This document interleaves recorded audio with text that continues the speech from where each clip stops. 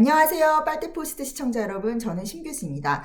오늘 이 영상에서는 지금 솔솔 흘러나오고 있는 문재인 재등판설, 포스트 이재명 민주당의 전략과 또 그 후에 좌파들의 노림수에 대해서 조금 논평해 보려고 합니다.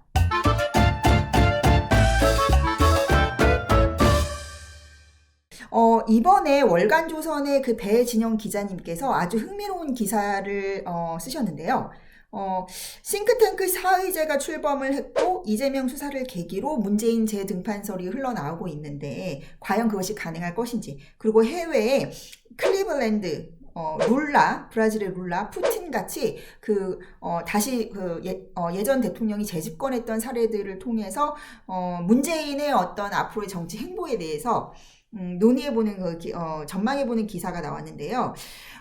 제 방송을 과거에 좀 들었던 분들은 좀 눈치채셨겠지만, 저는 예전부터 문재인과 친문 일당, 그리고 탁현민과 같은 그런 닥터 스핀이라고 하죠. 이렇게 이미지 메이킹에 아주 그냥 능통한 그런 이제 선전선동의 귀재, 이런 사람들이 포스트 이재명으로 다시 문재인을 찾을 것이다. 그래서 지금 착착착 그런 이미지 메이킹 전략들을 하고 있다라고 저는 봤었거든요. 제가 여러 차례 언급을 하기도 했고, 또 이 기사에서 언급된 이 룰라 대통령의 모델을 문재인이 따라가고 있다. 저는 그렇게 생각하고 있었습니다. 그래서 지금 문재인이 하고 있는 거 보면은 양산에 가서 뭔가 대중 친화적인, 대중한테 계속 자기 상품성을 과시하려고 하고, 막 괜히 나는 자연인이다 컨셉으로 뭔가 이렇게 득도한, 친근한 이웃집 할아버지 같은 이미지를 막 보여주려고 하죠. 막 이렇게 수염 기르고 맨날 자기가 농사를 짓는다는 둥 어쩌다는 둥. 그리고 또 뭔가 좀 이렇게 그런 계속 인스타라든지 그런 거 계속 하면서 대중한테 잊혀지지 않으려고 하고요. 저는 이런 시나리오가 충분히 그들에게는 가능하고 또 그럴 수밖에 없다라고 생각하는 게, 지금 이제 여러분들 아시겠지만 이 친문 진영에 뚜렷한 그 리더 그룹이 없지 않습니까? 이미 안희정도 그렇게 숙청당했고, 박원순도 그렇게 갔고, 불명예스럽게 세상을 떴고, 김경수 드루킹으로 정치적 생명이 불투명해졌고요. 이런 상황인 거죠. 그래서 조국도 그렇게 날아갔고, 그 많았던 대선 주자군이 다 몰락을 했고, 지금 이재명은 엄청난 부패 스캔들에 이제 휘말려가지고 오늘 내일 하고 있는 상황 아닙니까? 그래서 지금 친문 진영에서는 절대 이재명을 지켜주고 싶은 생각이 없고요. 이제 검찰 수사를 통해서 이재명이 이렇게 치워지면은 아마 이제 자기들이 다시 당을 접수하겠다라는 그런 시나리오를 돌리고 있을 겁니다. 그런데 지금 왜 다시 이 사람들이 이제 문재인을 통해서 구심점을 가지려고 하냐면, 딱히 그런 주자가 없고, 그리고 이제 이 사람들은 그런 거 배신이라든지 내부 총질을 되게 싫어하는데, 이렇게 공산당처럼 전체주의로 가고 있는데, 이낙연은 그 원죄가 있잖아요. 이재명이 만약에 깜방에 가게 되면은 그 이재명의 그 모든 스캔들, 대장동 스캔들이 그 경선 과정에서 이낙연 캠프 쪽에서 흘러나왔던 얘기이기 때문에 이낙연이 전체 그 좌파를 아울 수 있는 구심점이 되기는 좀 힘들다고 보는 거죠. 그래서 이제 문재인은 지금 빠져 있는 거고, 친문계에서 좌장으로 불리는 전해철 같은 사람도 그냥 슬쩍 그냥 립서비스만 대충 해주는 거예요. 윤건영이니 이런 사람들. 왜냐면 그 사람들이 적극적으로 이재명 소를 할 필요는 없지만, 우리는 이재명 공격 안 했다. 그러니까 이재명이 이제 나가리 되면은, 우리가 이제 먹을 건데, 우리를 탓하지 마. 우리는 충분히 할 만큼 했어. 이런 식의, 사인을 주는 거죠. 유시민 같은 사람도 마찬가지고, 지금 다 조용하고 있지 않습니까? 추미애 이런 사람들. 그래서, 박범계, 윤영찬, 전해철, 정태호, 이런 사람들 300명이 사의제에 이제 참여하고 있다고 하는데, 이제 자기들 각자 살 길 찾아서 뭉치는 거죠. 그리고 저는 문재인의 재등판 시나리오를 이 사람들이 겁도 없이 착착착착 수립하고 있었다라고 느끼는 점은 뭐냐면, 여러분들 기억하시겠지만 이해찬이 뭐라고 했습니까? 옛날에 총선 이기고 나서 20년 집권론 그런 거를 설파했었죠. 자기들은 아주 그냥 100년 만년 해먹을 줄 알았던 거죠. 왜냐면은 그 당시에는 총선 다 이겨가지고 입법부를 손에 넣었고, 행정부 손에 넣었고, 지지율 되게 높은 대통령에다가 그리고 대선 주자군도 확실하게 조국이라는 그런 황태자도 있었고요. 조국이니 임종석이니 등등등 있었죠. 그런 생각에다가 또 사법부까지 우리들 연구회인가요? 우리법 연구회? 네, 우리법 연구회 김명수 라인을 가동해서 자기들이 사법부도 다 장악하고 지금 뭐 김만배 스캔들에서도 보겠지만 이게 사법 거래까지 했잖아요. 그러니까 자기들이 이 대한민국의 모든 권력을 다 독점하고 뭐 지구 흔들고 있다. 전체주의로 갈 수 있다라고 생각을 했던 겁니다. 더 무서운 건 뭐냐면 지금 언론계, 언론 노조를 통해서 다 장악을 했고 가장 최악으로 좌익화된 4050 그 언론계의 주류들도 완전히 이제 세뇌를 시켜놨잖아요. 예, 뭐 이기주 같은 그런 정말 형편없는 기자가 막 칭송받는 그런 언론 환경을 만들지 않았나. 민주당 거의 뭐 이중대처럼 민주당 기관지처럼 모든 언론 그 메이저 언론들을 장악을 했고 수뇌부도 장악을 했고 뭐 문화체육계도 마찬가지죠. 예, 문화체육계도 완전히 장악을 해가지고 뭐 맨날 지금 보면은 뭐 넷플릭스니 뭐니 어떤 드라마를 보면은 이런 그 우파를 굉장히 악마화하는 코드들이 다 심어져 있어요. 뭐 영화계는 물론이고. 그래서 자기들이 뭐 입법, 행정, 사법에다가 뭐 제4부라고 불리는 언론에다가 모든 문화 권력 뭐 다 쥐었기 때문에 100년 만년 우리가 낙점하는 사람을 우리는 계속 우리가 낙점하는 그 얼굴마담으로 계속 통치할 수 있다라는 생각을 한 거고, 그래서 지금 이렇게 마땅한 주자가 없고 모든 그 차세대 리더가 없는 상황에서는 다시 그 구시대의 유물인 문재인을 끄집어 써야 되니까 계속 문재인을 자꾸 잊혀지지 않기 위해서 그 쇼윈도에다가 진열을 하는 겁니다. 호객행위를 하고요. 예. 그래서 좌파들한테 나를 잊지 말아요 하는 거고요.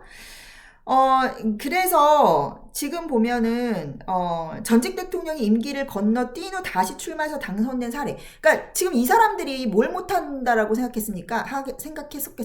지금 뭐 180석을 갖고 있으니까 뭐 정말 대통령도 우습게 보고 있는 상황에서 뭐 자기들이 탄핵도 예전에 시켜봤겠다. 얼마든지 헌법을 다 고쳐가지고 뭐 문재인 3선 4선이라도 못하게 하겠으니까 지금 저들의 행동을 보면은.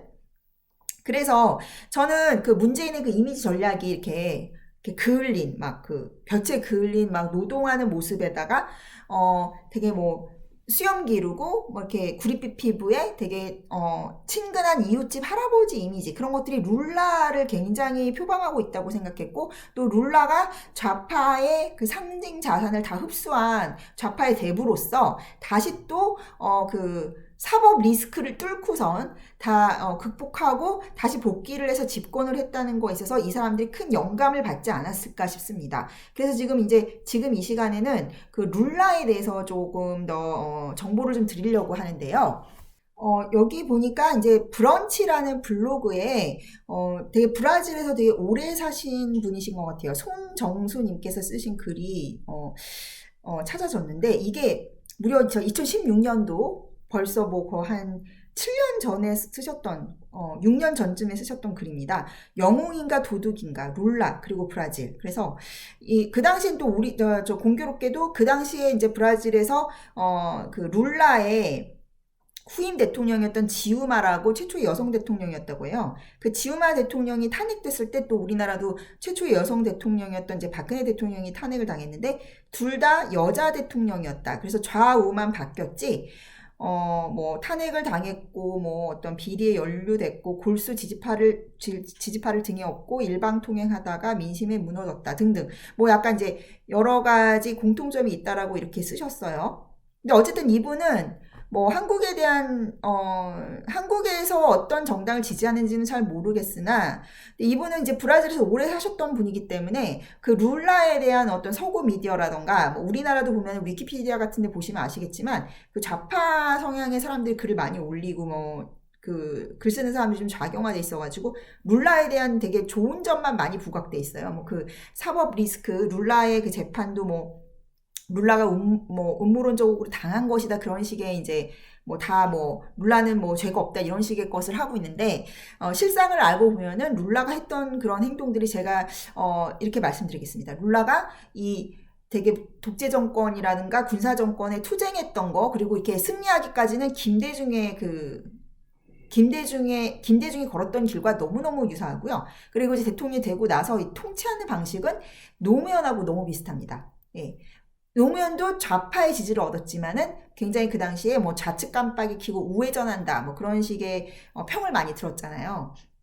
그리고 이제 문재인과 같은 어떤 쇼 정치, 이미지 정치, 그리고 약간 뭐 중도적으로 보이려는 그런 정치를 많이 했고, 그리고 무능했고, 엄청난 포퓰리즘을 해서 뭐 재정 파탄의 어떠한 그 원인을 제공했고, 더 심각한 거는 이재명처럼 엄청난 사법 부패 비리 스캔들에 연루돼 있었는데 끝까지 방탄을 하고 살려고 몸부림을 치다가 또 다시 지금 우파가 몰락을 하니까 다시 집권한 거예요. 그러니까 사실 룰라라는 인물 자체가 김대중, 노무현, 문재인, 이재명까지 우리가 겪었던 그 좌파의 모든 것들이 모든 클리셰가 다 집약된 정말 좌파 끝판왕적인 인물이라는 거죠. 그래서 일단은 이 룰라가 걸어온 것들을 보면은 룰라가 이게 되게 브라질 내에서는 평가가 안 좋고 반대를 하는 사람이 많다는 거라는 거죠. 그러니까 오히려 이분이 지적하시는 거는 룰라를 잘 모르는 사람은 룰라를 굉장히 칭송하지만 제대로 알고 나면 굉장히 반대하고 문제가 많은 사람이라는 것을 알게 된다. 그래서 어렸을 때부터 이제 찢어지게 가난한 공장에서 뭐 살아서 새끼손가락이 끼는 그게 있었고, 이제 스토리가 있는 거죠.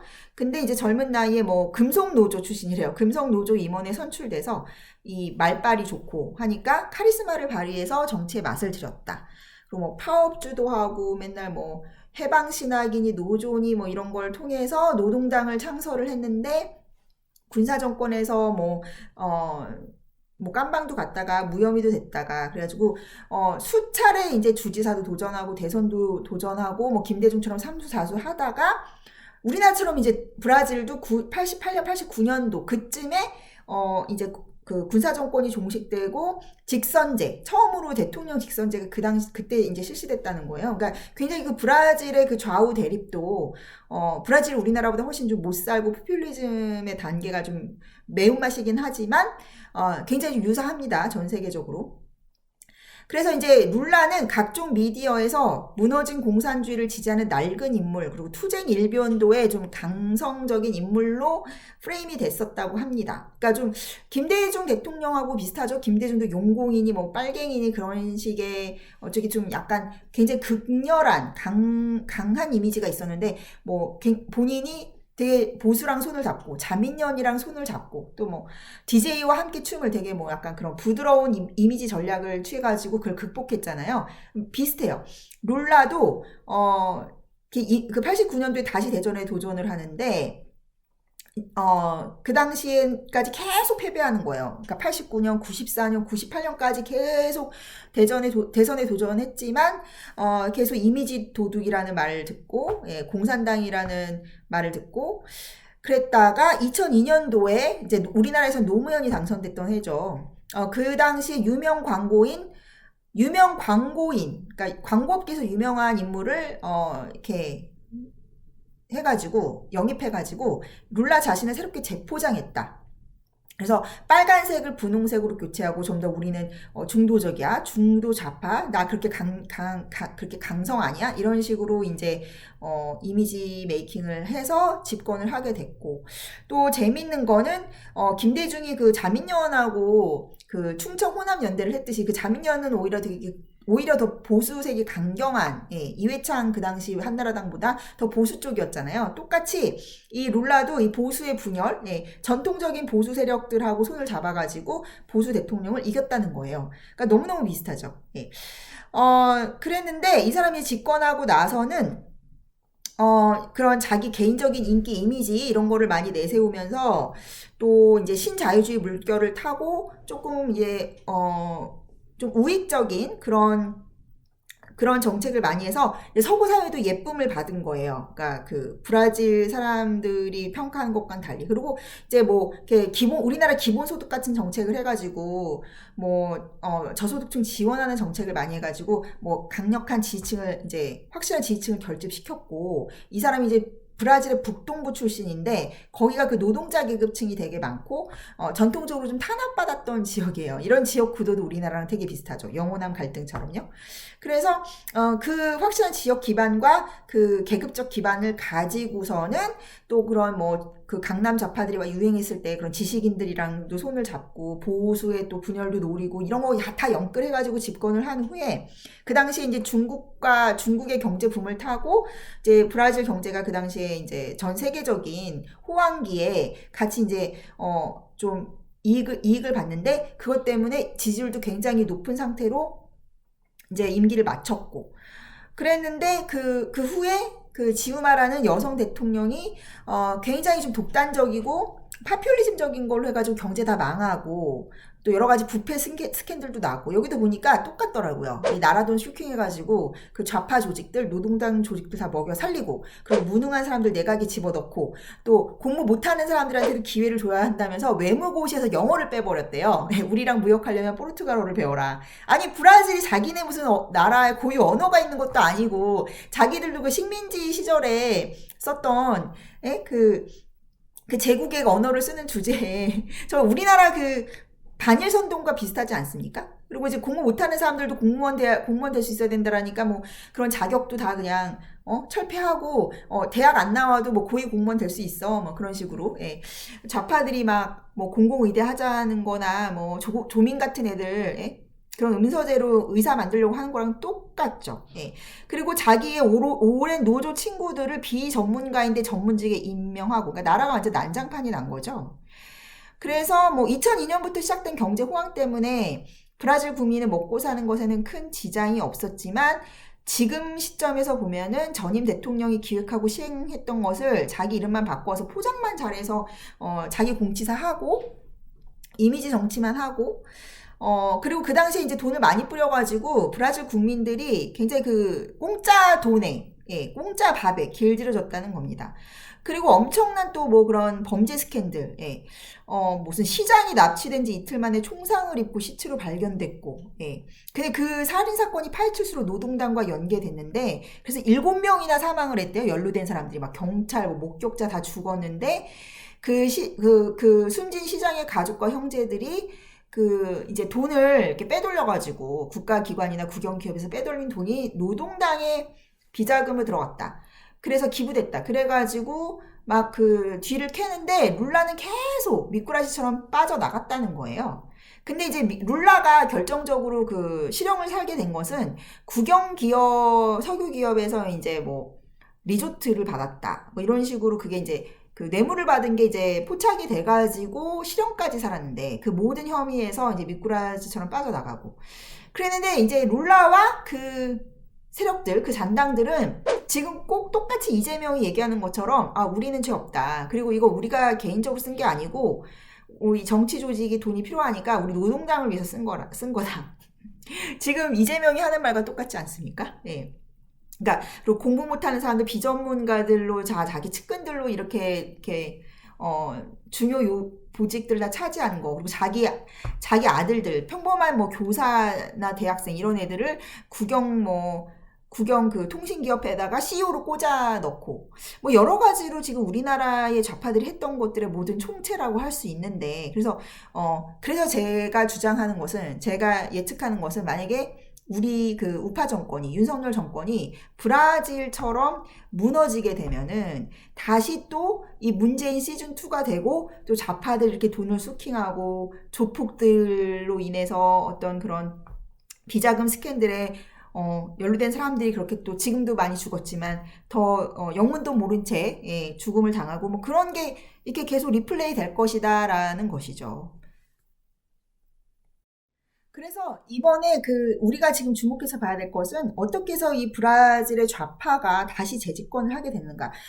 아주 룰라에 대해서는 브라질 사람들의 평가가 그렇게 좋지 않았음에도 불구하고 왜 우파가 무너졌느냐. 일단 그 자이르 보소나루 대통령 브라질 버전의 뭐 트럼프라고 알려져 있는데 제 주변에 이제 브라질 친구들이 좀 있거든요. 그러니까 저희과 학과장도 브라질 사람이고요. 또 이제 저희 집에 이렇게 청소해주러 오는 그 분들도 브라질에서 오시는 분들인데 보니까 그 사람들도 어쨌든 간에 뭐 다시 이렇게 옛날 구시대적인 사람을 다시 끄집어내는 게 좋다라고 생각은 하진 않지만 보소나루에 대한 이미지가 굉장히 극혐이다. 보소나루는 못 참겠다라고 하더라고요. 이분이, 그러니까 제가 좀 평판을 들어보면 이 보소나루 대통령은 뭐 각종 구구적 망언을 했다. 그리고 방역을 방기했다. 또 부패 척결을 잘 못했다. 뭐 족벌 정치 스캔들이 있었다. 그리고 지나친 친트럼프, 기독교 우파 외교 노선, 그 다음에 뭐 러우 전쟁에서도 러시아를 옹호했다. 뭐 등등 해가지고 중도파의 지지를 잃어버린 것이 되게 컸던 것 같습니다. 그러니까 뭐 지금 보면 우리나라에서도 중도파들이 이재명도 싫고 윤석열 대통령도 싫은데 더 심각한 게 이재명이다라고 뭐 그렇게 인식했듯이, 브라질의 경우에는, 룰라도 싫고, 이 현재 대통령, 보소나로도 잘 못해서 싫은데 경제도 망가졌고. 근데 코로나 때문에 살기 힘들고. 근데 더 싫은 게 보소나루야라고 해서 룰라가 다시 끄집어진 거예요. 그래서 지금 보면, 또 이제 그 룰라 시절에 뭐 이렇게 돈 뿌리고 이래가지고 또 그때 경제가 좋았기 때문에 그때를 좀 그리워하는 향수도 있고, 그리고 이 사람들이 이제 보소나루를 굉장히 뭐 그 구구적인 이미지로 이렇게 하는 프로파간다도 성공을 했을 뿐만 아니라 또 좌파들이 결정적으로 넷플릭스의 어떤 좌파 영화 감독이 넷플릭스 영화를 만들어가지고 뭐 검사들이 되게 뭐 수사를 편파적으로 했고, 그래서 억울하게 룰라가 잡혀간 것이다. 이런 식의 프레임을 이제 주입한 거예요. 그게 또 세계적으로 알려지게 됐고. 그러니까 거기서 그 지금 우리나라 좌파들 친문, 그 문재인 세력이 탁현민 이런 사람들 영감을 얻은 거죠. 아, 우리도 검사를 악마화하고 사법부를 매수를 하면은 우리가 다시 재집권할 수 있다. 이 윤석열 정권을 보소나루처럼 무너뜨릴 수 있다라고 보는 겁니다. 그래서 지금 되게 위험한 게, 윤석열 대통령은 제가 봤을 땐 굉장히 중도 우파적이고 합리적인 사람인데 자꾸 좌파들이 어거지를 쓰면서 말 한마디, 뭐 이란에 대한 발언이라든가 또 무슨 뭐 날리면 발리면이라든가 뭐 그런 되게 꼬투리를 잡아가지고 침소봉대를 해가지고 우리나라 대통령을 이렇게 보소나루 대통령처럼 막 극우다, 뭐 망언을 한다, 뭐 이런 식으로 이제 사람 하나를 완전히 그냥 혐오적인 이미지로 만들려고 하는 거죠. 그러니까 우리가 정신 똑바로 차려야 되고요. 지금 제일 중요한 게 그 외신 관리가 정말 중요합니다. 외신 관리. 그래서 제가 전에도 얘기했지만 강인선 그분이 외신 관리를 정말 잘해야 돼요. 그리고 외국 미디어에다가 좀 광고도 좀 하고, 예. 그리고 해외 나와 있는 분들 좀 관리도 좀 하고, 이렇게 정부도 홍보 전략을 되게 잘 써야 되는 거예요. 저만 해도 제가 지금 알고 있는 되게 좌파적인 교수들은 한국의 트럼프다 이런 식으로 또 알고 있다라니까요. 예. 그러니까 얘네들이 잘하는 게 그런 식으로 되게, 또 이게 윤석열 대통령이 등치도 크고 그러시잖아요. 그러니까 뭐 한국의 트럼프 극우 이런 식의 이제 딱지를 붙이려고 하는 거예요. 그러니까 이재명을 한국의 뭐 약간 급진적인 오히려 뭐 이재명이 더 포퓰리스트다, 굉장히 위험한 포퓰리스트다, 그런 식으로 외신에다가 적극적으로 알리고 홍보하는 노력이 필요합니다. 예. 지금 룰라가 그런 식으로 해가지고 다시 기어 오른 거예요. 기어 나온 거예요. 그리고 룰라하고 보소나루의 차도 1.8% 차이네요. 우리나라 결선 투표까지 갔는데, 그러니까 여기서도 이제 지지율에 있어서는 룰라가 굉장히 높게 나왔었거든요.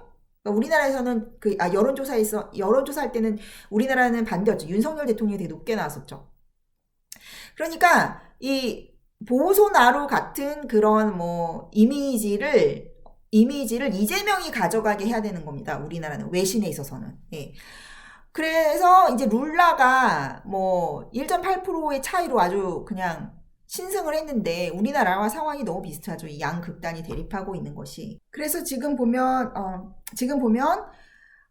여러 가지 이제 우리가 배워야 될 역사의 교훈, 지금 현재 브라질에서 나타나고 있는 그런 교훈이 있는데, 이 보소나루 진영이 좀 이렇게 실패를 한 게 1.8%까지 되게 많이 따라잡았는데 실패한 이유가 있는 게, 국제사회에서 인심을 잃었다는 거예요. 친중 친러 구구 노선 때문에 바이든 대통령이라든지 그 여타의 주변 대통령들도 뭐 콜롬비아, 칠레, 뭐 멕시코 이런 데서 다 대선에 불복하고 막 시위했던 보소나루 측의 그 쿠데타 가능성을 미리 이제 압도적으로 차단을 했다. 그리고 이 보소나루 대통령이 또 최초로 재선에 실패한 대통령이래요. 예, 그래서 약간 보면 이제 브라질도 전국 상황이 되게 불안정하고 워낙 포퓰리즘이 좀 이렇게 많은 나라고 되게 다당제고 여러 가지로 정치 상황이 이제 전국이 맨날 혼란스럽기 때문에 뭐 탄핵도 빈번하게 일어나고 뭐 그런 상황인 것 같거든요. 그래서 우리가 좀 얻어야 될 교훈은 친중 친로하면 안 된다. 네, 확실한 미국과 서방 세계의 그런 지원이 있어야 된다. 그러니까 다행인 거는 우리 우파 정권이 확실한 친미, 예, 그리고 한미일 연합, 그리고 확실한 반러, 반중 이런 노선을 이제 취함으로써 확실한 우군을 얻어야 된다는 거죠. 서방 세계. 그러니까 윤석열 대통령이 너무 잘 지금 방향성을 잡고 계시는 거고, 이제 그런 실수, 예, 쓸데없는 그런 말 실수 같은 거 줄여가지고 쟤네들이 그거 꼬투리 잡아가지고 뭐 막말로다, 뭐 구구다 이런 식의 거를 좀 차단을 해야 되고, 이번에 그 MBC한테 소송한 것도 저는 잘하는 일이라고 생각해요. 그러니까 좀 약간 대통령이 지금 언론에 굉장히 당하고 있는 그런 좀 안타까운 이 상황을 좀 많이 알려야 돼요. 이렇게 싸우고 투쟁함으로써. 그러니까 너네가 지금 너무하지 않냐 이런 식으로 계속 꼬투리 잡고 오히려 지금 대통령이 약자처럼 당하고 있다. 이런 거에 대한 인식을 확실하게 할 수 있도록 여러 가지 노력을 기울여야 하고, 그리고 이제 총선 압도적으로 이겨가지고 언론 지형에 대한 개혁, 언론 개혁이 필수적으로 뒤따라야 됩니다. 언론하고 사법부 그렇게 놔두고 있으면 지금 저렇게 당하는 거예요. 예. 브라질에서 다시 이 깜만 갔어야 될 이게 사그라졌어 몰락했던 좌파들이 다시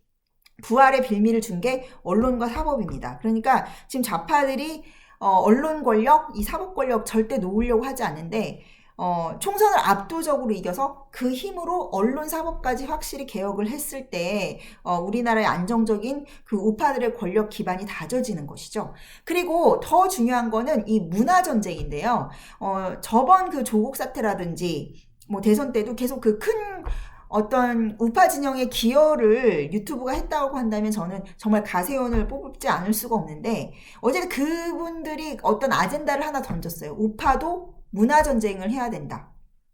그러니까 그런 과정에 있어서 뭐 여러 가지 약간 황색 저널리즘처럼 뭐 그런 부작용은 있었지만, 일단 우파 진영도 좌파 진영에 비해서 이렇게 컨텐츠가 되게 좀 빈약하다는 그런 한계를 좀 극복해야 됩니다. 그러니까 사람들을 좀 재밌게 해줘야 되고, 뭐 그런 이렇게 세련되게 다가가는 소프트 파워가 중요한데, 제가 듣기로는 보소나루 대통령? 예, 이분은 보소나루 이 대통령은 리틀 트럼프다, 아니면 브라질 버전 트럼프다라는 그런 평가를 받긴 했지만, 제가 아는 그 브라질 교수분도 그러시고, 뭐 다른 정치 쪽에 이제 전공하는 그런 교수님한테도 제가 들은 바로는, 이제 보소나루는 트럼프에 비해서 굉장히 그런 미디어 플레이도 약하고, 뭐 그런 캐릭터에 있어서도 좀 이렇게 매력도도 많이 떨어졌다고 하더라고요. 그러니까 뭐 그렇다고 얘기를 들었어요. 이제 트럼프 같은 경우는 원래 방송인 출신이어가지고 굉장히 그 대중을 다루는 그런 능력이 능수능란하잖아요. 유머 감각도 막 출중하고 어찌됐던. 그리고 제가 듣기로는 정말 트럼프는 약간 그런 야성적인 남성미가 있어가지고 제 동료들이 이제 미국에서 교수하는 분들 얘기 들어보면 특히 시골 지역에서는 막 정말 남자 대학생들이 막 트럼프 너무 좋아한대. 시골에 있는 그 젊은 층 애들도 되게 트럼프를 좋아한다고 하더라고요. 엄청나게. 그런 팬층이 탄탄하고, 그리고 워낙에 이제 미디어에 옛날부터 노출이 됐었기 때문에. 근데 이제 보소나루는 뭐 군인 출신이고 좀 그런 면에 있어서는 좀 뻣뻣하고, 인기가 없는 사람이었다고 하더라고요. 개인적인 좀 매력도가 떨어지는. 그래서 지금 해야 될 것은, 저는 이제 윤석열 대통령의 그런 식사 정치, 이렇게 친대중적인, 대중 친화적인 그런 이미지 메이킹도 되게 중요하고, 그리고 이제 더 중요한 거는 이 한동훈 장관식의 어프로치. 한동훈 장관이 저번에 누구죠? 최조 선수. 예, 그 최조 선수분을 직접 이렇게 섭외하는 그 모습이, 와, 저는 그거 보면서 정말 한동훈 장관은 정치 청재구나 싶었거든요. 장관이 법무부 TV 보셨는지 모르겠는데, 본인이 막 전화 걸어가지고. 여보세요?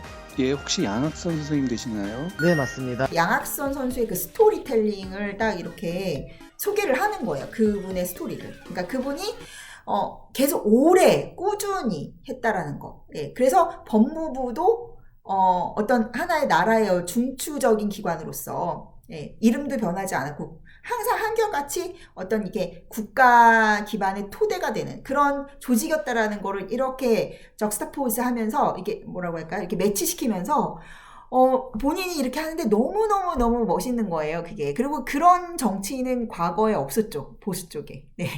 스토리텔링이 아주 천재다라는 생각이 들었고, 저 이번에 또 깜짝 놀란 게 김기현 의원이 그 남진 선생님하고 김연경 선수하고 이렇게 사진 찍고 지지를 얻어냈다. 저 그거 보고 깜짝 놀랐어요. 아마 그거 보고 많은 분들 깜짝 놀라셨을 것 같은데 그런 게 정치력입니다. 저는 김기현 의원이 그런 좀 대중 친화성이 있고 이분 훨씬 더 체급 높아질 수 있을 거라고 생각하고요.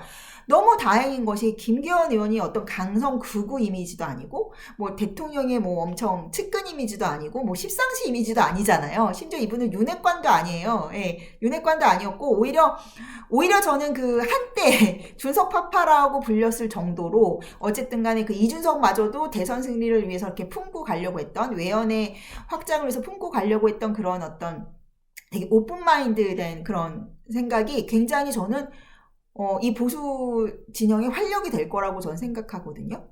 그러니까 뭐 어쨌든간 중도층을 우리가 이제 강력한 우파의 결집을 통해서 이렇게 중도층까지 끌어와야지 이 정권의 외연이 확장되고 기반이 탄탄해지는 것인데 김기현 의원은 굉장히 그런 센스가 뛰어나시다라는 거죠. 그리고 뭐 판사 출신인데도 나는 뭐 엘리트 판사고 뭐 서울법대 나오고 그랬으니까 이런 게 아니라 이 인간적으로 사람들한테 다가갈 수 있는 능력이 있다라는 겁니다. 그래서 저는 김기현 의원 정치력 되게 대단하고 생각하고 예전부터 이분이 하는 그 워딩이나 이런 것들이 굉장히 적절하다.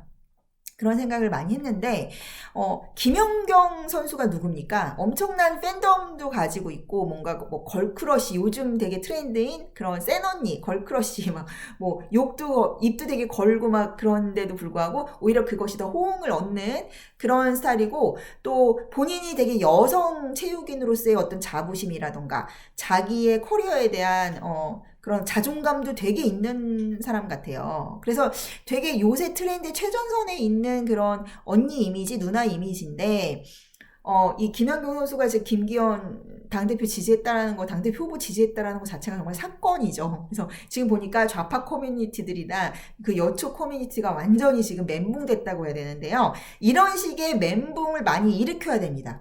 그래야 보수 정권의 이미지가 바뀌어요. 예, 그리고 보수 정치인에 대한 이미지가 바뀌어요. 지금은 뭐 영남, 그 다음에 좀 어르신들, 예, 남성, 이런 식의 좀 거칠고 투박한 이미지를 이런 소프트 파워로 바꿔나가야 되는데, 그래서 제가 보기에는 이 김연경 씨 같은 사건들이 계속 연이어서 일어나야 되고, 또, 제가 전에도 제가 경선 대선 당시에도, 그 여의도 연구원에 있을 때, 어떻게 하면은, 우리가 좀 이대녀라든지 젊은 여성층한테 다가갈 수 있을까? 뭐 그런 고민들을 많이 했는데요. 제가 이렇게 이대년들한테 이렇게 물어봤어요. 이렇게 그 사람한테 어떤 사람을 이렇게 친해지려고 할 때요, 여러분.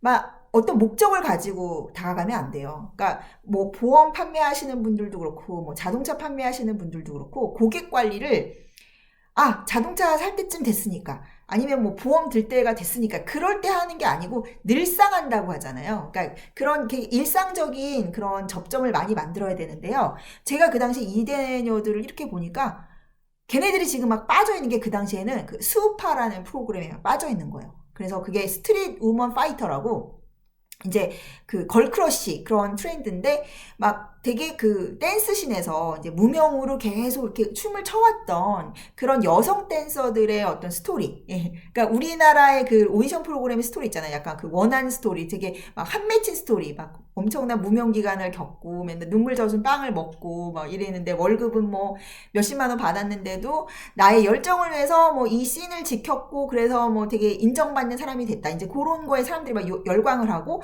또 여성들끼리 막 예전처럼 막 서로 질투하고 뭐 시기 질투하고 뭐 그런 게 아니라 서로 막 이렇게 서로를 인정하고 뭐 리스펙트하고 그리고 리더로서 이렇게 막 다 아우르고 그런 거에 이제 사람들이 열광을 한 거예요. 뭐 찡찡대고 그러고 뭐 연약하고 뭐 보호해줘야 되고 그런 여성이 아니라 되게 당당하고 자기 커리어를 추구하고 뭔가를 이뤄내는 이제 그게 요새 트렌드거든요. 그러니까 보수 정치인들이 이런 정서를 알고 정말 거기다가 이렇게 숟가락을 얹어야 되는 거예요. 그러니까 김기현 의원이 막 이렇게 커뮤니티에다가 저 사람 왜 저렇게 오버해 막 오글거려라는 욕을 설사 듣더라도 그들의 목소리를 듣고 이해하려고 하는 것처럼 그런 신용이라도 해야 된다라는 거죠. 그래서 저는 어제는 지금 김기현 의원이 시의적절하게 지금 한 그 보수의 메인스트림을 지금 이루고 있는 그런 영남 그리고 이제 약간 5060 그런 세대를 또 탈피해서 뭐 이대남의 이슈까지 이렇게 넓혀가려고 하고 들으려고 하는 거 굉장히 저는 되게 좋은 전략이라고 생각하고요. 마찬가지로 권성동 의원도 굉장히 그 이대남 이슈에 대해서 많이 반응하고 있는데 정말 그거 필요한 전략이고 더 나아가서는 이제 우리도 김연경 제2, 제3의 김연경 같은 사람들을 만들어내야 되고 그런 사람들이 또 이 정치권에 올 수 있게 기반을 닫고 또 플랫폼을 오픈해야 됩니다. 예, 그것이 보수가 살 길입니다. 그래서 김연경 선수 같이 이렇게 걸크러쉬 그리고 새로운 여성상의 이 보수와 접점이 있다. 우리 보수의 가치와 맞닿는다. 이런 식으로 좀 나가야 돼요. 네.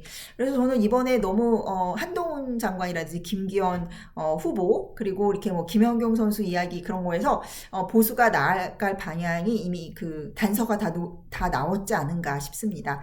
네, 그러면은 이 문재인이 이제 앞으로 재등판 할 것인가 또 좌파들이 어떤 식의 꼼수를 부릴 것인가 그런 거에 대해서 미리 좀 전망을 해봤고 그거에 대응하는 우리의 자세에 대해서도 제 나름대로의 좀 대안을 제시해봤습니다. 그러면 이제 통선을 이기는 것이 급선무고 언론, 사법까지 정상화를 시켜야 되고 우리 보수도 한동훈, 김연경 이런 뉴 페이스 그리고 좀 더 신세대적인 감각, 새로운 세대의 감각을 따라가는 그런 인재들을 빨리빨리 수혈을 해야 된다. 네, 이것으로 저의 평론을 마치겠습니다. 네, 함께해 주셔서 감사합니다.